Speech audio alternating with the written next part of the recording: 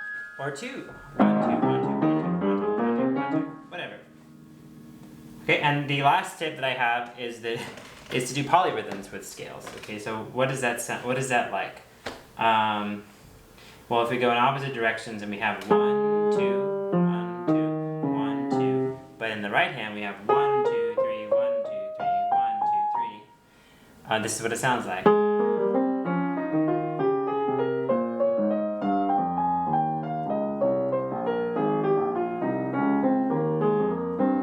Okay, and you do that until they meet. That is a little bit more difficult because you have to go 3.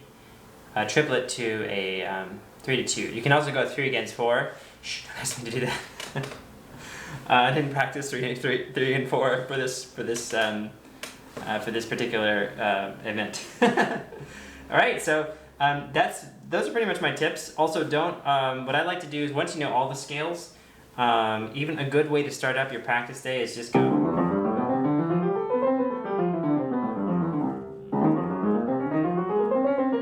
Instead of having to do 4 octaves, just do 2 octaves, all the major scales, and all the minor scales.